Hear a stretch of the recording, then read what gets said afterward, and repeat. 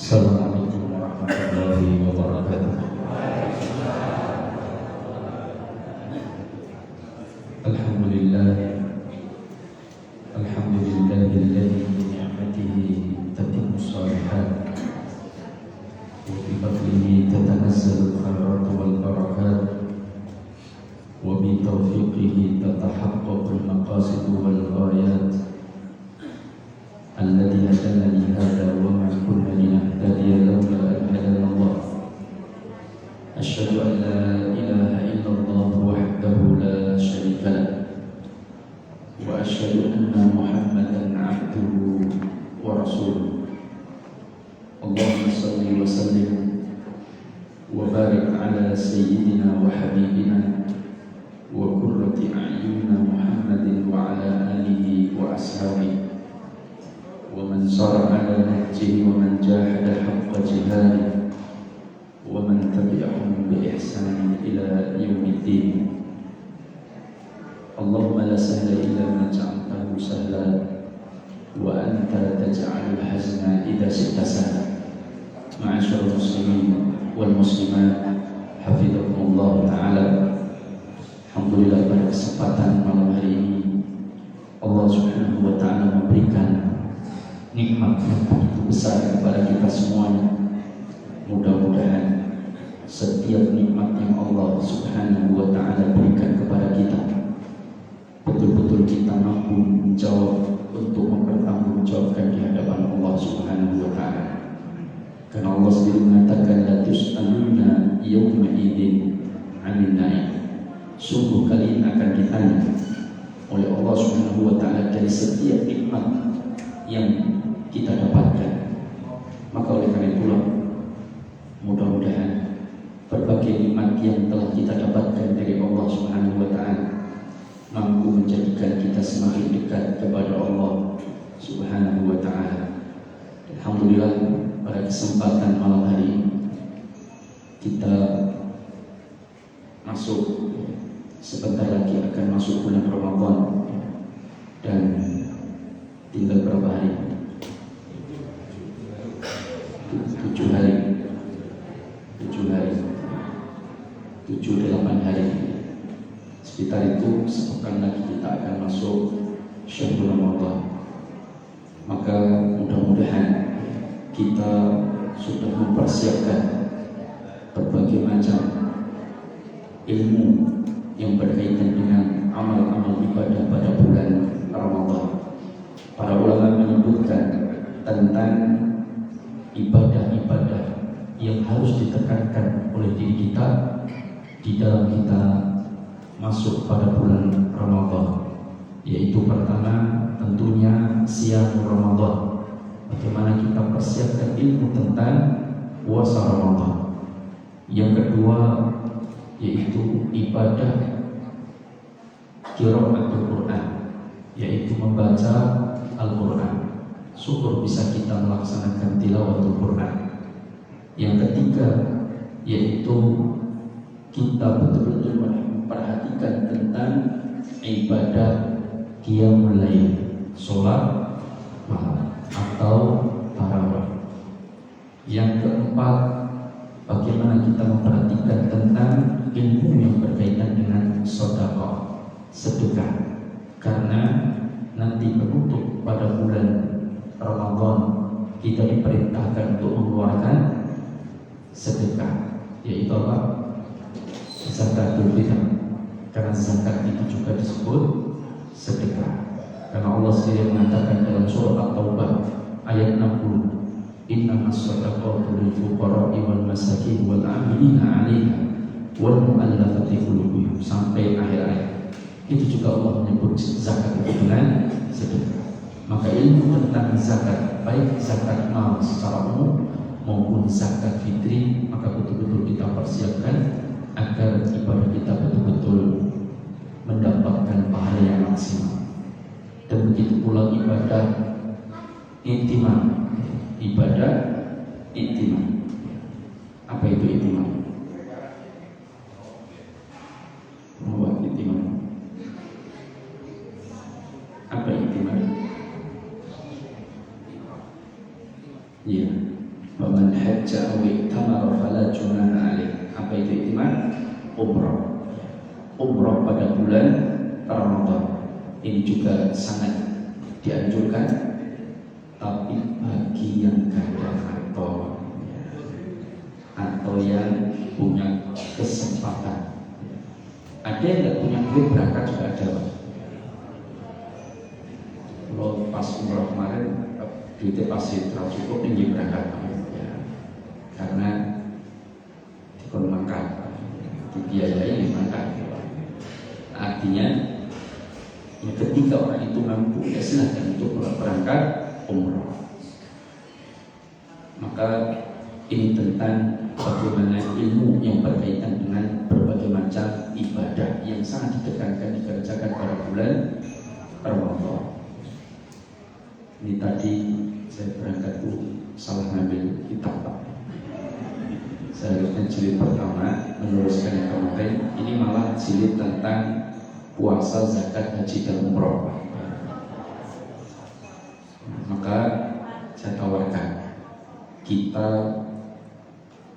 bedah atau kita bahas malam ini tentang 6 bentuk ibadah yang tadi saya sebutkan. I'tikaf yang ke-6, i'tikaf, umroh, puasa, qiyamul lail, qiraatul Quran. Dalam arti secara umum berbagai permasalahan yang ada pada 6 bentuk ibadah ini silahkan kami silahkan kami persilahkan jangan untuk bertanya. Ya, kalau saya nggak bisa jawab, tinggal saya tinggalkan di tempat kan gampang. Nah, ini saya persilahkan atau kita bahas satu-satu dulu, tapi nggak mungkin selesai setelah totalitas. Oh, ada pertanyaan dulu? Oh, dibahas. Kita bahas dulu tentang puasa dulu. Oh ya, tentang puasa. Puasa ini secara makna apa artinya? Al-imsak, menahan. Maka kalau sudah imsak, boleh nggak makan? Boleh. Orang kalau sudah imsak, boleh nggak makan?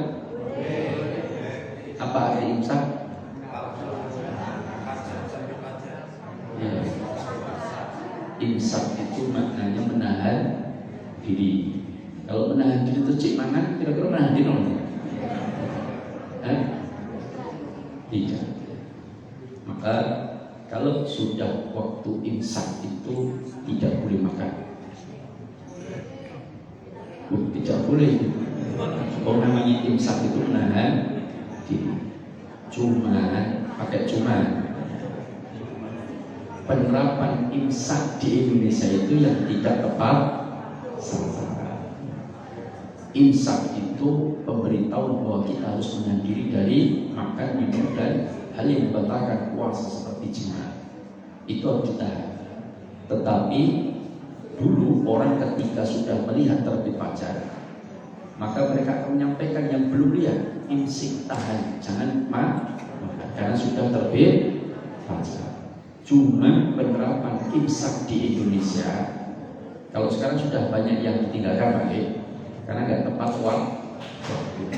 Cuma dulu saya masih SD, saya masih SMP, SMTS, pondok itu masih saya sering mendengar dulu Pak. Sekarang sudah tidak ada. Kayaknya alhamdulillah sudah paham, sangat berkurang. Itu imsak sudah tidak ada. Dulu imsak, katakan gue, imsak, tahan, katakan gue, imsik tahan, pecumangan. Jadi nonton di pacar orang itu mangannya gitu. Maka sekarang sudah banyak ditiadakan. Jadi kalau mau menerapkan imsak ya pas terbit fajar.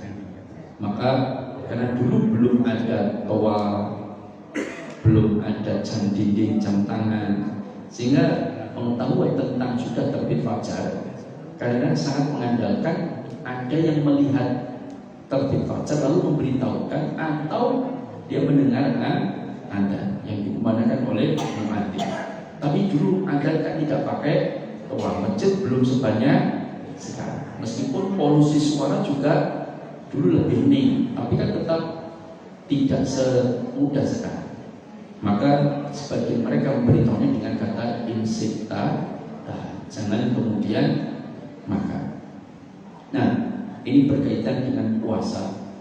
Puasa itu ada dua, sunnah dan wajib. Yang wajib ada berapa?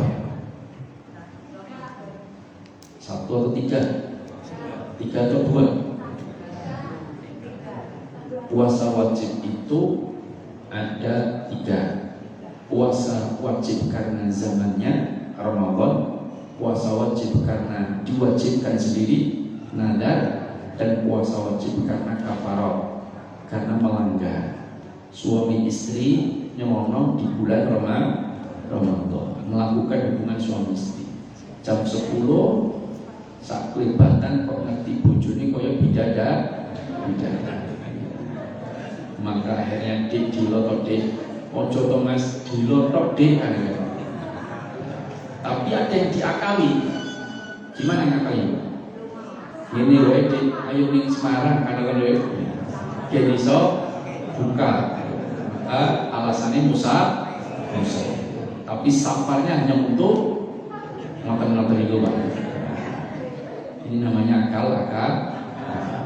Nah, ini tentang ada yang tanya, Ustaz, kalau suami istri itu melakukan hubungan suami istri di siang hari di bulan Ramadan, siapa yang harus membayar kafarah puasa 2 bulan berturut-turut? Siapa? Suami atau istri? Tergantung. Kalau dua-duanya melakukan dengan sukarela,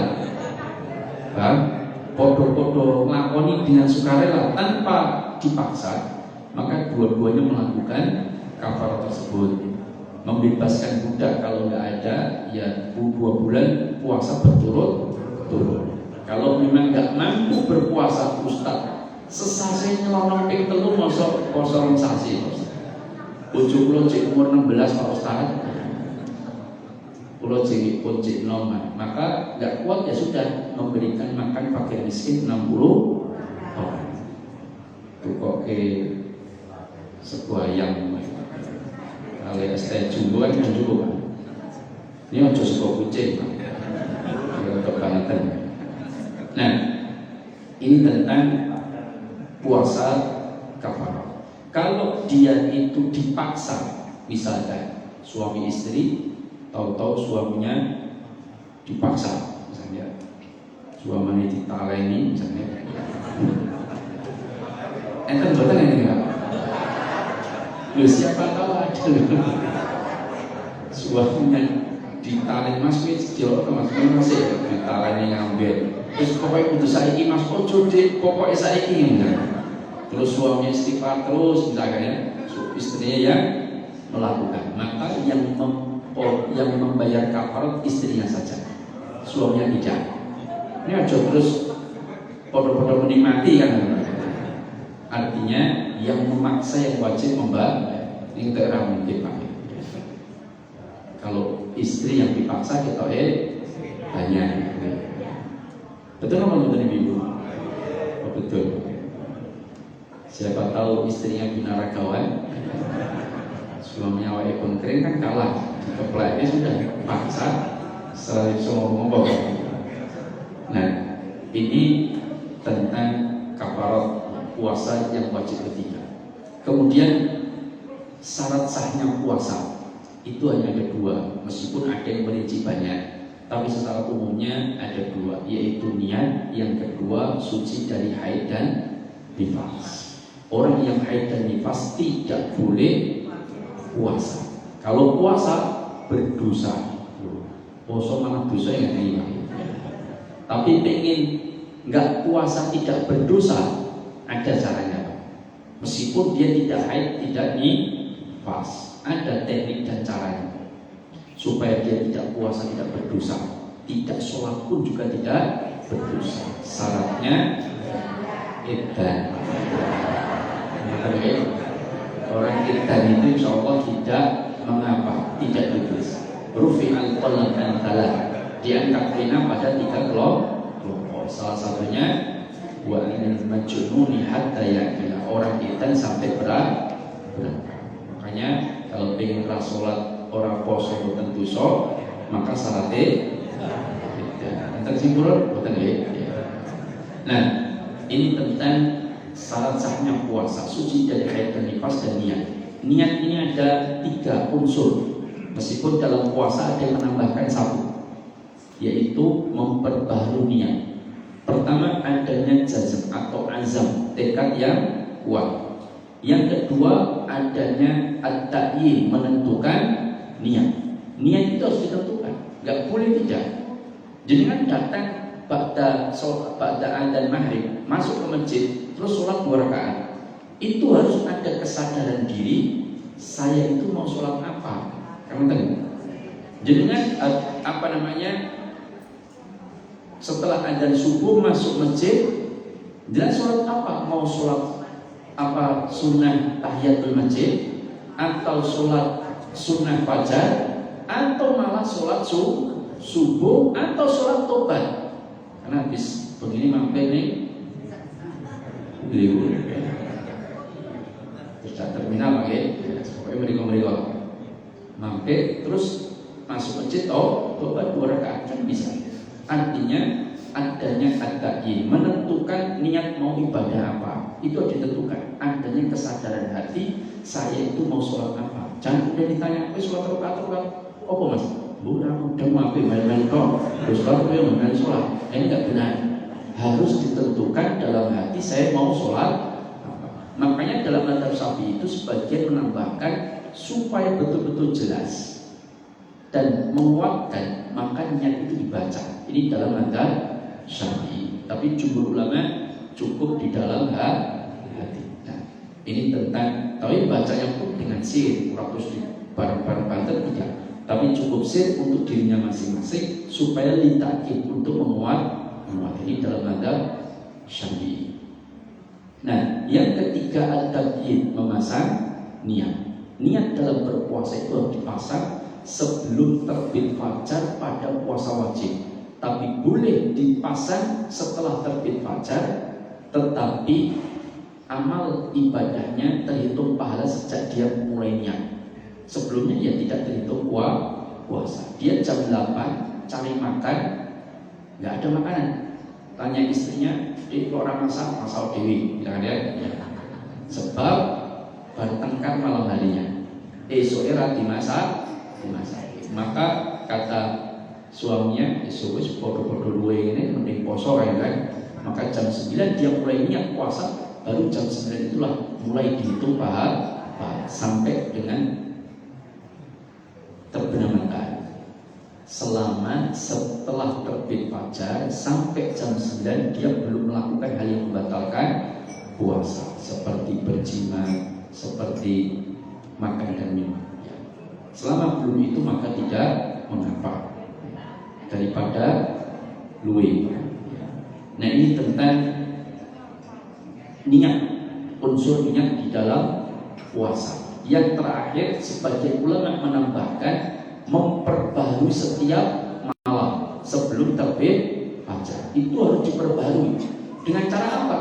Ya dia adanya kesadaran bahwa besok pagi saya mau puasa, itu sudah memperbarui niat. Saya bersahur itu sudah memperbarui niat.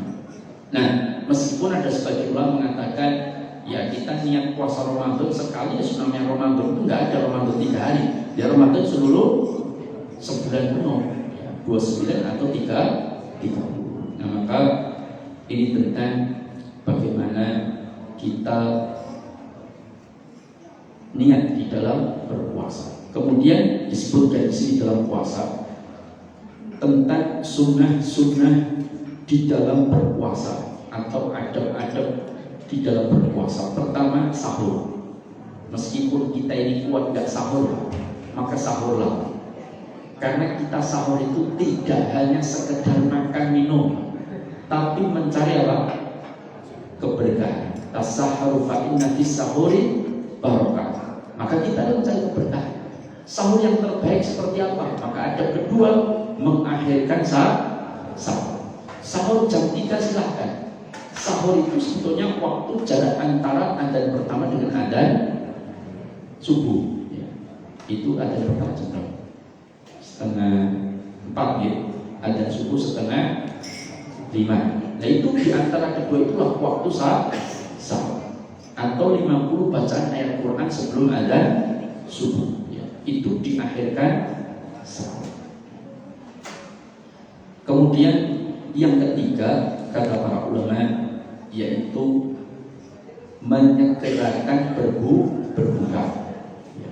Karena Rasulullah SAW menyebutkan la yazalun nasu bi khairin ma anjalu al-fitan.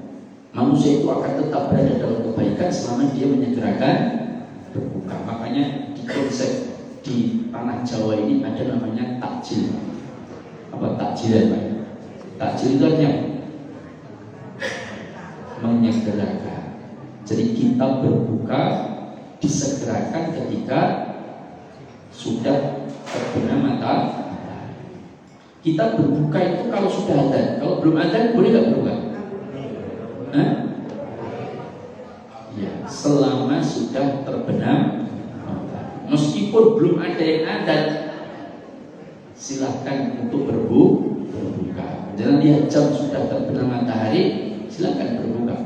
Tidak harus tunggu adzan. Adzan itu sebagai tanda bahwa sudah terbenam matahari. Nah kalau saya adzan malah mangan terus lali. Kan sunnahnya orang yang adzan itu kan sebelum dia adzan sudah tahu terbenam matahari, dia buka dulu baru dia adzan. Dalam bukanya lo bayi apa? Kesuwen. Makanya mau melas menit nggak adzan iya kan? Ya sudah, makan tidak mau. Nah ini berkaitan dengan sunnah di dalam berpuasa menyegerakan berbuka. Kemudian kata para ulama, berbukalah dengan menggunakan rutoh itu sebagai pembuka.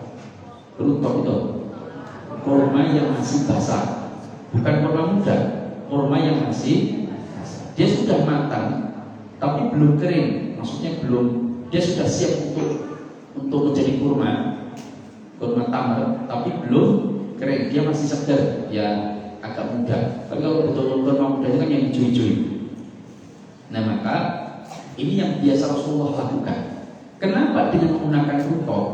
Kalau nggak ada rutoh, Rasulullah menggunakan tamar. Tamar itu kurma yang sudah biasa kita makan, coklat. Nah, menurut penelitian para ahli kesehatan, makanan yang paling baik untuk berbuka itu kurma. Kenapa? Karena makanan kurma itu banyak mengandung glukosa alamiah. Dan makanan kalau mengandung glukosa yang tinggi, artinya makanan yang paling mudah dicerna oleh tubuh khusus lambung kita itu adalah glukosa. Yang paling cepat mudah diubah untuk menjadi tenaga. Kan itu? Makanya kadang-kadang tukang mulai boten ngeteh, boten kuatnya budamel Pak Ustaz. Saya pernah nasihati salah satu tukang saya, tapi sekarang sudah meninggal. Dia kan cerita kalau 2 hari nggak masuk karena kemarin gulanya tinggi Pak Ustaz, kalau ngeblak ya. Gulanya tinggi, saya masuk rumah sakit, kemudian saya nggak bisa masuk. Nah ini saya masuk lagi. Tapi ketika saya lihat dia kalau masuk kerja itu bawa botol gede Pak, 1,5 liter, itu teh lagi Pak. Dan jenenge gulanya tinggi malah ngombe teh lah. Gulanya gula pasir itu bukan gula alamiah, itu kan campur kalsi, macam-macam ada proses. Kemudian ya kalau pakai gula yang pakai madu aja, larang Pak Ustaz madu. Nah saya tanya, lah kenapa kok harus minum teh? Lah kalau yang boten minum teh lagi lemas Pak Ustaz. Makanya zat yang paling mudah diubah menjadi tenaga itu glukosa, artinya gula. Nah makanya Rasulullah memakan yang manis-manis. Enggak ada rutok ya tamar. Sehingga ketika masuk kurma dirubah cepat menjadi tenaga, kita menjadi fit kembali, artinya tenaga kita pulih utuh sehingga tidak lemes. Tapi kalau dengan berbuka itu langsung tengkleng bakso soto gulai masuk ke dalam perut itu mau mengolah itu keberatan Pak. apalagi makannya nggak diatur seperti orang balas dendam. Nah, padahal puasa itu kan salah satu maknanya mencukupkan diri, Pak. Kita itu dengan puasa itu ya cukup lah. Seharusnya kita biasa makan 3 hari sekali, ya 3 hari sekali. 3 kali sehari menjadi 2 kali. Ini jadi puasa itu yang sederhana, air putih atau yang pokoknya yang bukan berarti harus nggak ada gizinya, tapi mencukupkan lah, jangan berlebihan. Itu malah puasa yang makan sopeng 5, Pak. Ini nonton, Pak. Terus sekarang sahur, habis itu buka, habis itu ngaji barisan, ya, dan bubur dan macam-macam. Baru itu malam, Pak. Malam jam 10 untuk panganan mulai, makan mulai. Habis niku ada sholat tahajud malam jam 2. Niku kayak makan mulai, Pak. Makan mulai, Pak. Lu poso kudune mangane ping pindho malah dadi ping 5. Berat badannya malah tambah, Pak. Ada yang begini. Wong itu apa nanti? Nah, artinya ya maka begitu. Maka kita betul-betul bagaimana berpuasa itu sesuai dengan sunnah. Kemudian kalau nggak ada kurma, nggak ada rutok, ya yang manis-manis, Pak. Karena yang manis paling mudah dirubah menjadi tenaga. Kalau nggak ada kurma rutok, ya cari talok lah pinggir jalan. Yang talok kali. Talok itu manis atau tidak? Nek talok itu blojo dikrohi mami, nyobain kurma dimut kan lumayan. Nah, kemudian berdoa ketika berbuka ini juga sangat ditekankan. Apalagi orang berbuka itu doanya lebih mustajab karena orang berbuka itu punya keistimewaan. Maka banyaklah berdoa. Ada beberapa doa yang disebutkan Al-Imam An-Nawawi dalam kitab Al-Adhkar. Ada Allahumma laqasumna wa ala rizqika aftarna. Ada juga Allahumma laqasumtu wa ala rizqika aftartu birahmatika ya arhamar rahimin. Ada pula doa dhahabat dhama'u wa talatil uruq wa thabatal ajru insyaallah. Ada banyak beberapa doa. Hanya saja para ulama hadis menilai beberapa riwayat ini yang cukup dianggap derajat hadisnya paling kuat itu dari riwayat Ibnu Umar, yaitu dhahabat dhama'u wa talatil uruq wa thabatal ajru insyaallah. Sedangkan beberapa riwayat yang lain ada sisi kelemahan, tetapi selama tidak dinisbatkan kepada Nabi, paham ya? Bahwa ini doa Nabi ketika puasa, selama kita doa dengan doa itu, doa itu selama tidak dinisbatkan itu adalah doa Nabi, maka ya nggak ada masalah. Contoh, saya ketika berbuka, saya perbanyak doa. Salah satu doanya misalkan ada orang berdoa, Duh Gusti Allah, misalkan habis berbuka doa, kemudian dia doa tambahkan lain ketika berbuka, Duh Gusti Allah, kula kathah dosa, mengampuni dosa kula, misalkan pakai bahasa Jawa misalkan. Kemudian ya Allah, datangkanlah jodoh saya tahun ini, sudahlah tangan saya menjodoh, misalkan. Boleh nggak doa seperti itu? Boleh, namanya doa kan terserah. Selama tidak disebutkan ini doa Rasulullah ketika berbuka, nah itu harus mendatangkan dalil, Pak. Nggak boleh sembarangan.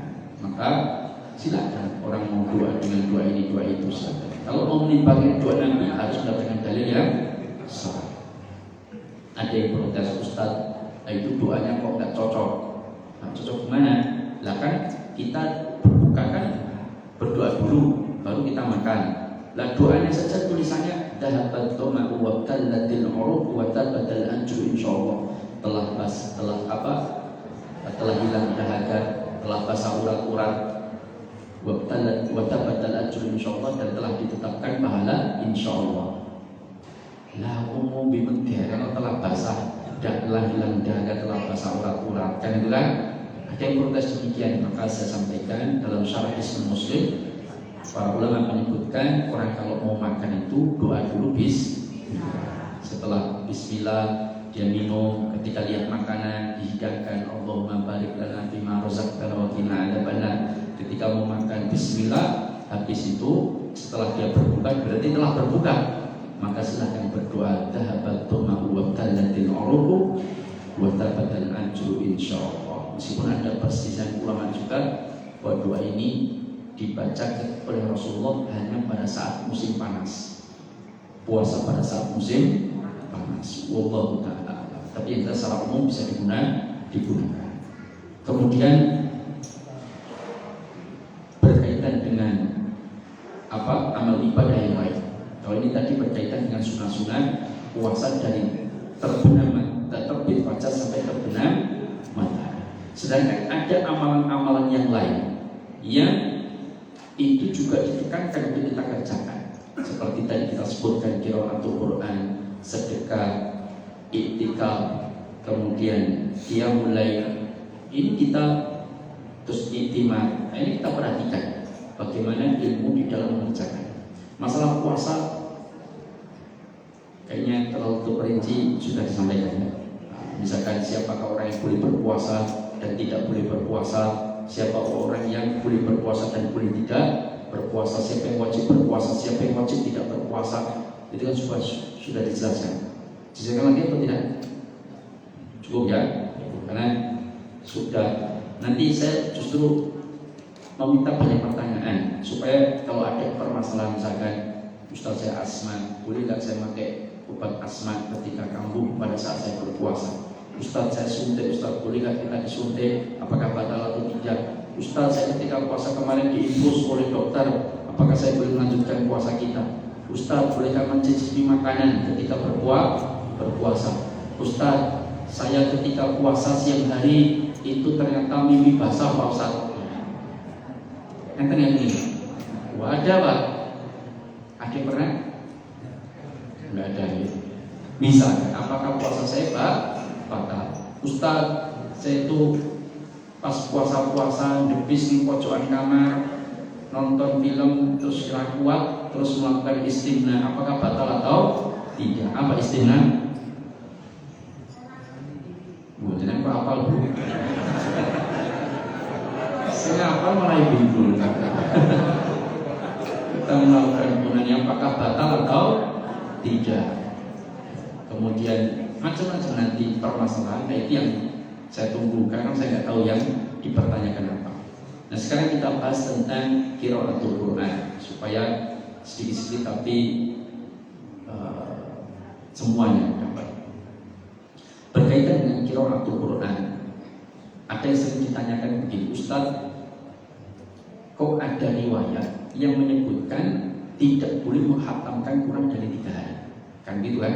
Jangan kau hatamkan kurang dari 3 hari. Ada pula yang menyebutkan para sahabat menghatamkan sehari sekali hatam. Bahkan Imam Syafi'i dalam satu riwayat menyebutkan sehari hatam 2 kali, Pak. Ada yang bisa hatam 2 kali sehari. Ini gimana Ustaz? Memang ada istilah di kalangan para ulama. Ada yang menyebutkan larangan menghatamkan kurang dari 3 hari hanya khusus di luar Ramadan. Tapi kalau Ramadan boleh menghatamkan sehari hatam. Karena ini adalah syahrul Quran. Tapi ada yang menyebutkan bahwa larangan menghatamkan kurang dari 3 hari itu adalah bagi mereka yang tidak pantas untuk menghatamkan kurang dari 3 hari. Adapun mereka yang sudah hafal Al-Quran, sudah tahu isi Al-Quran, bahkan tahu tafsirnya, kemudian bacaannya pun juga sudah benar, dan dia membacanya pun tidak berubah makna, memberikan hak setiap hurufnya, maka tidak mengapa dia menghatamkan sehari 1 kali. Ini pendapat sebagian ulama. Maka kalau kita ternyata bacaan kita masih reto-reto, kita juga nggak tahu paham artinya maknanya, ya maka bacalah secara baik, secara tajwid yang benar, meskipun 10 hari baru hatam. Daripada diseret-seret, dipaksa-paksa, dioyak-oyake, ternyata makhrajnya tidak benar, panjang pendeknya salah, ini malah kurang baik. Jangan silakan buka di YouTube, nanti ada hatam 9 jam atau 8 jam 1 kali. Itu dalam 8 jam. Dan silahkan dengarkan bacaan itu apakah meledo-meledo atau tidak. Itu bacaannya cepat tapi masih bagus. Tajwidnya benar, bacaannya benar. Itu 8 jam. Selesai atau 8 jam atau 9 jam. Nanti ada di YouTube. Silahkan didengarkan. Jadi 9 jam kita mendengarkan itu pun mendengarkan hataman. Nah, Imam Syafi'i sholat dihatamkan, sholat sunnah dihatamkan, mungkin dalam beberapa aktivitas tertentu juga dihatamkan. Maka ya sehari 2 kali ya, Nah, kita mau hatamkan pun apa Qurannya dereng mangke. Betul-betulnya kelaparan terus kadang-kadang berat untuk menghatamkan. Nah, berkaitan dengan qiraatul Quran, mana yang lebih utama? Membaca tanpa mushaf dengan membaca dengan mushaf. Ini juga terjadi perbedaan. Ada yang mengatakan membaca dengan hafalan, dengan membaca dengan mushaf tentu lebih utama membaca dengan mushaf. Karena dia melihat huruf-hurufnya, Meskipun menghatamkan tanpa membaca Al-Quran juga boleh, tidak mengapa. Kemudian adab-adab dalam membaca Al-Quran silakan diperhatikan. Membaca kalau bisa menghadap kiblat, tapi tidak haruslah tidak menghadap kiblat. Saya bilang ketika menghadap ke sana ya boleh. Cuma lebih utama dalam keadaan berwudu, suci dari hadas kecil, hadas besar, menghadap kiblat, diawali dengan ta'awud. Kalau dimulai dari awal ayat pertama maka dibaca dengan Bismillah, kecuali surah At-Taubah. Kemudian ketika membaca ayat-ayat sajadah kita sujud tilawah. Kalau kita membaca tentang neraka, kita mohon perlindungan kepada Allah. Kalau kita membaca tentang surga, maka kita mengharap surganya Allah. Itu adab-adab kita belajar supaya dalam kita membaca itu betul-betul pahalanya maksimal. Karena pahala itu juga bergantung dari kualitas amal kita. Maka kita ini kadang berdoa, tapi kadang-kadang tidak sempurna. Karena doa dzikir itu harus dengan ucapan, maksudnya sempurnanya dengan ucapan, perkataan, dan juga dengan kesadaran hati, dan juga dengan tadabbur, dan juga dengan keikhlasan. Ini baru sempurna dzikir dan doa seseorang. Contoh, ini untuk mengukur apakah sholat kita ditadabburi atau tidak. Ini pertanyaan saja untuk mengukur. Doa apa yang sering kita baca untuk meminta istiqomah di atas hidayah dengan diwafatkan dalam keadaan husnul khotimah? Ibu-ibu kemarin harus pengajian soalnya. Bapak-bapak ini, nama? Tadi sudah dibacakan ibu-ibu. Ihdinas. Saya pernah menanyakan ini, banyak yang nggak tahu. Ada yang doa husnul khotimah, betul itu betul, nggak salah. Tapi ada doa yang paling sering dibaca, tapi kadang nggak sadar. Karena kadang-kadang kita makna ihdinas siratal mustaqim aja kadang-kadang nggak tahu maknanya. Pokoknya taunya tunjukkanlah saya jalan lurus. Tahu maksudnya gimana? Itu ada tafsir yang harus dibahas. Maka supaya kita bisa mentadabbur dengan baik, maka kita pahami tafsir.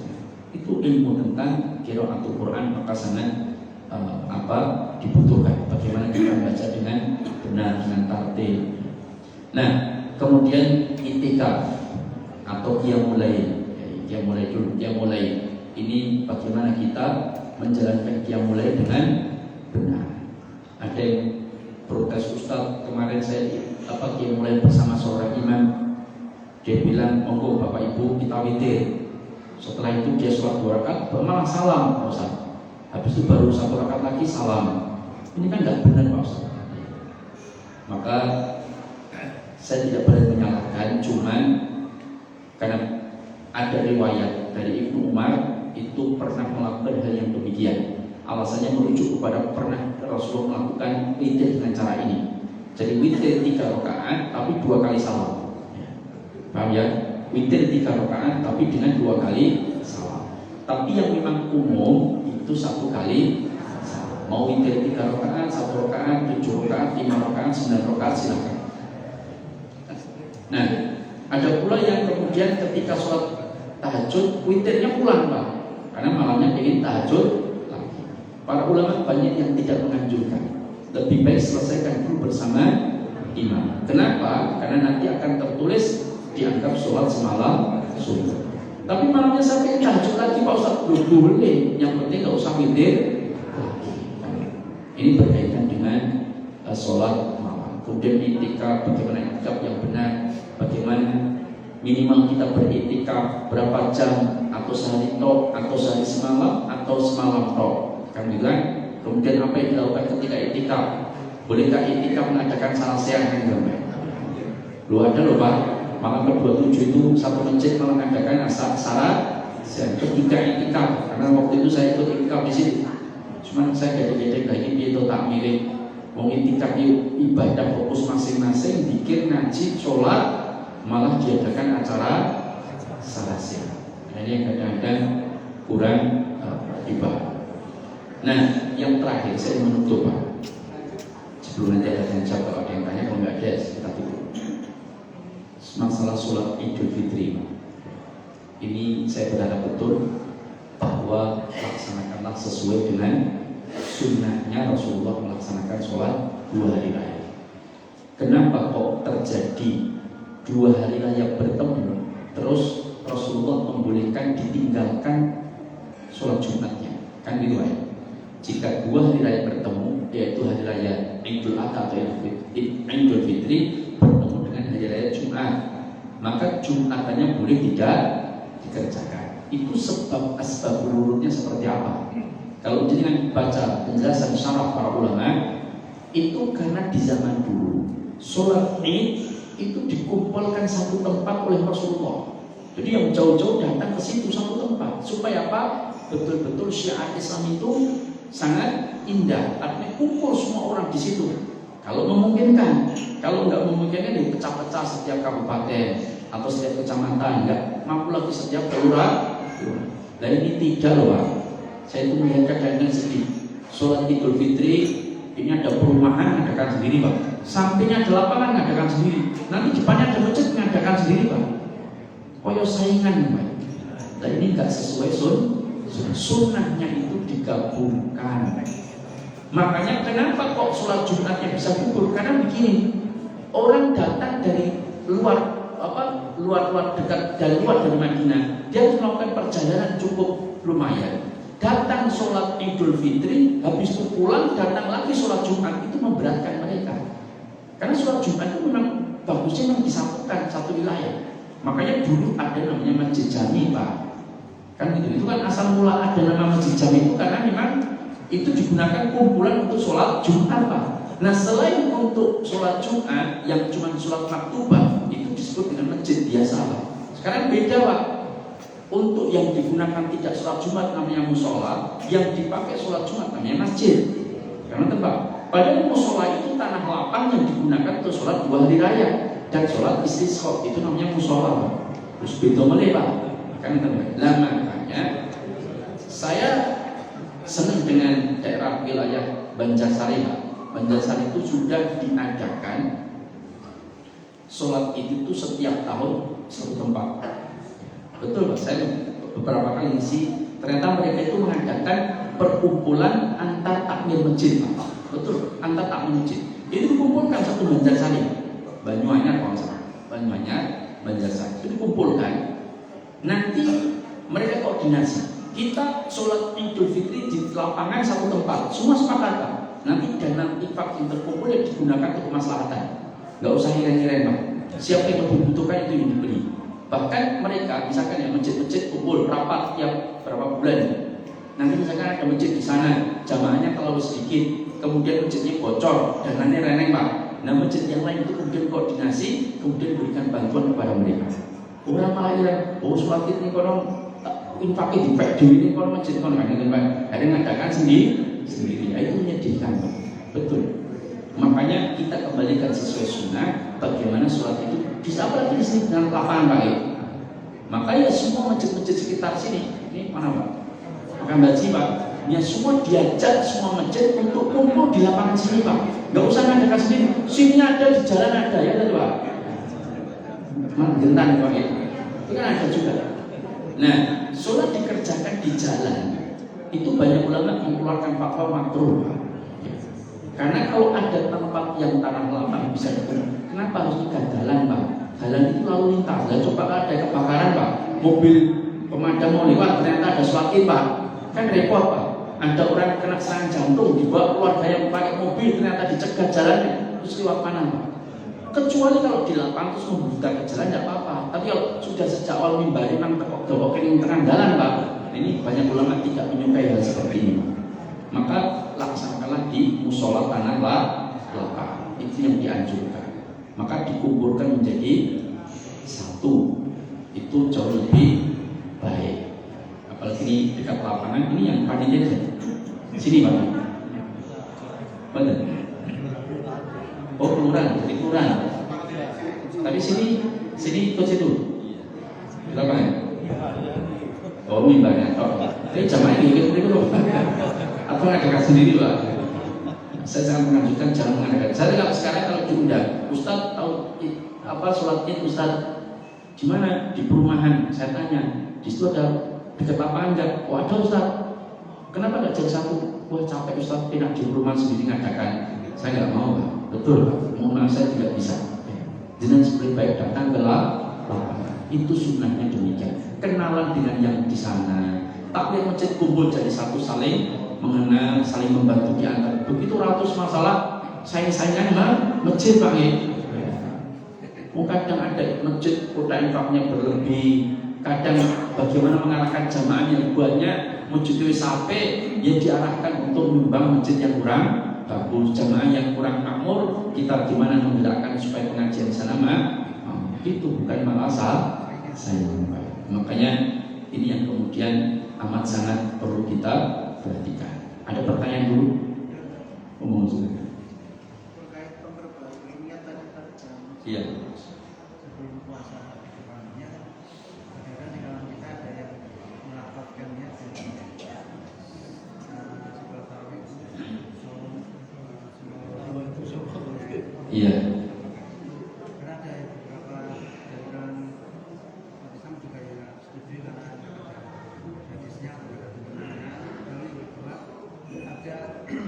beberapa dari kalangan kita itu yang menganggap bahwa sholat tarawih itu karena Rasulullah 3 saja di masjid, karena kemudian dia lebih nyaman di rumah, jadi nggak mengikuti tarawih di masjid sebelum tarawih. Iya. Pertama berkaitan dengan niat. Apakah di zaman Nabi ada riwayat Rasulullah melafalkan niat untuk berpuasa dan diucapkan dengan keras dan diikuti oleh para jemaah? Itu gak ada satu riwayat pun, Pak, setahu saya. Dan para ulama sudah meneliti semuanya bahwa Rasulullah niat dalam ibadah itu mayoritas adalah cukup di dalam hati. Nah, dalam madzhab Syafi'i berijtihad itu supaya jelas takyinnya, Pak, ya. Misalkan saya itu mau sholat zuhur, saya itu mau sholat sunat, tahiyat apa itu diucapkan. Tapi dalam apa yang disampaikan oleh Imam Syafi'i itu ya dibaca cukup sir dirinya sendiri, Pak, bukan bersama-sama dengan yang lain. Nah, sebagian bersama-sama dengan lain itu artinya dalam pengajaran, dalam artian mengajarkan lafaz itu dalam madzhab saya masih membolehkan, asalkan itu dalam tahap pengajaran. Ini sampai 10 tahun terus apa-apa ya, dan baik. Yang maka cukup itu dalam pengajaran pendidikan, misalkan kayak anak-anak, silakan, tapi habis itu hendaknya sendiri. Kayak misalkan dalam madzhab Syafi'i itu bolehkah kita baca doa setelah sholat itu dibaca keras? Imam Syafi'i nggak membolehkan, sunahnya sir masing-masing. Tapi madzhab Hambali, Imam Ahmad bin Hanbal malah dibaca keras nggak apa-apa, Pak. Yang beda, Pak. Tapi si melakukan malah si madzhab mengaku madzhab Syafi'i, si madzhab Hambali tidak dibaca keras. Benten-benten, Pak. Contoh kirim pahala, Pak. Kirim pahala Al-Fatihah, kirim pahala kurban, kirim pahala kepada yang nanti berkaitan dengan bacaan Quran. Itu menurut Imam Syafi'i nggak sampai. Imam Syafi'i itu hanya mengakui sampai hanya ada 3 saja. 1, badal haji dan umroh, jelas ada hadisnya. 2, sedekah. 3, doa atau istighfar. Itu sampai menurut Imam Syafi'i. Selain itu nggak bisa dikiaskan. Yang justru mengatakan sampai itu adalah Syekhul Islam Ibnu Taimiyah dan muridnya Imam Ibnu Qayyim al-Jauziyah dan sebagian ulama madzhab Hambali. Itu sampai karena bisa dikiaskan. Semua amal soleh selama diniatkan untuk dia akan orang mati maka sampai. Itu dikiaskan dengan 3 hadis tadi. Pada haji dan umroh, apalagi sedekah dan doa. Itu maka sampai. Tapi sing lakoni kirim-kirim pahala kebanyakan malah madzhab Syafi'i Bang ya. Sing madzhab Hambali malah tidak. Ini memang madzhabnya beda dengan pengikutnya. Itu yang pertama. Intinya saya lebih menganjurkan sir saja, tidak usah dibaca keras bersama-sama ya, karena Rasulullah itu tidak melakukan hal demikian. Itu hanya untuk menguatkan, maka masing-masing silahkan baca masing-masing kalau ingin membaca. Tapi di dalam hati itu sudah cukup, karena an-niyatu hiya al-qasdu kata para ulama. Kemudian yang kedua, sholat taraweh ada yang memilih 3 kali tok terus bagi pulang di rumah terus. Ya boleh Pak, memang Rasulullah demikian. Tapi Rasulullah itu melakukan demikian karena ada sebab. Apa? Khawatir nanti turun ayat Allah mewajibkan. Paham? Itu yang dikhawatirkan Rasulullah. Atau kaum muslimin menganggap itu wajib karena Rasulullah akan terus setiap malam. Maka khawatir Rasulullah dianggap itu wajib, atau Allah akan menurunkan kewajiban sholat malam selama bulan Ramadan, maka Rasulullah kemudian melakukan di rumah, tidak berjamaah kembali di masjid. Tapi Rasulullah nggak melarang jamaah untuk sholat ke masjid, sholat tarawih nggak melarang. Sampai itu terjadi pada masa Abu Bakar, di mana jamaah itu sebagian kumpul-kumpul di masjid. Kalau bahasa kita mungkin jam 10 berapa orang berjamaah di situ. Nanti datang lagi jam 11 beberapa jamaah di situ. Ada yang sendiri-sendiri di situ.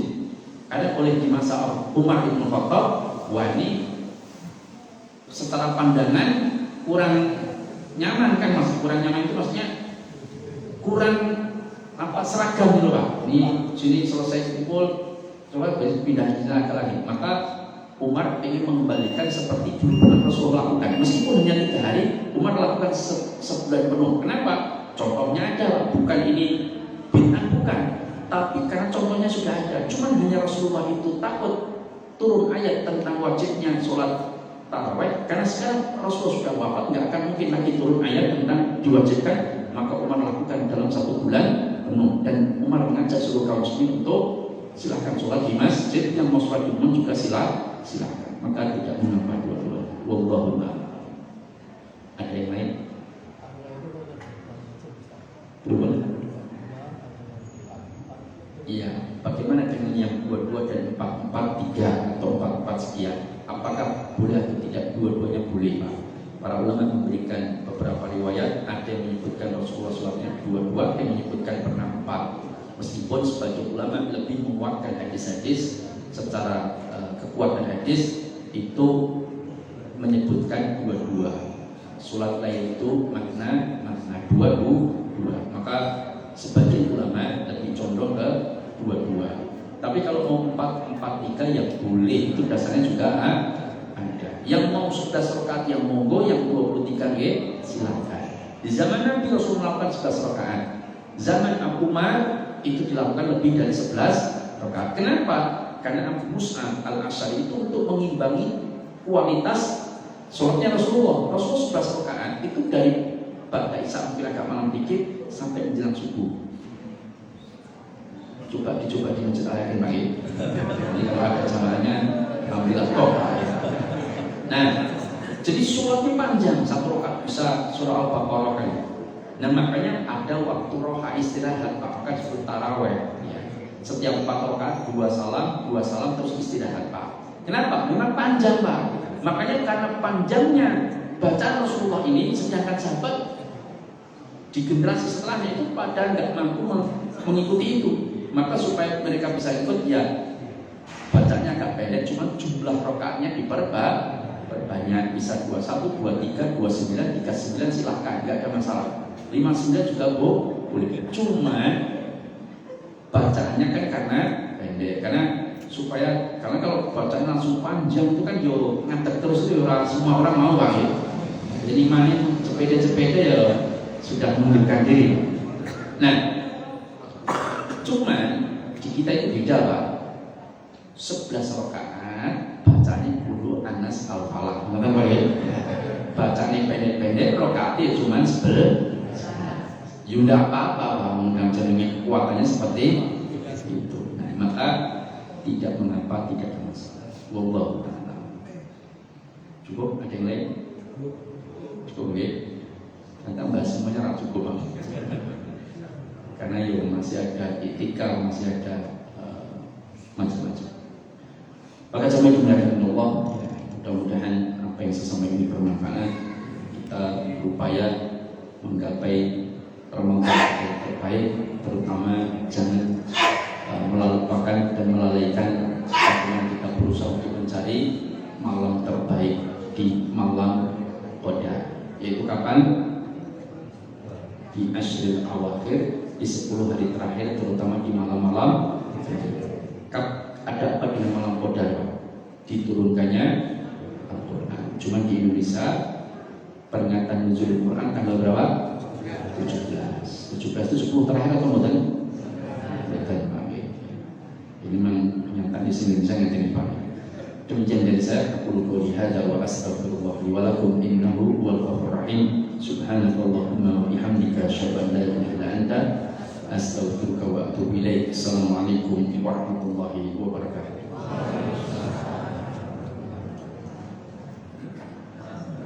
Untuk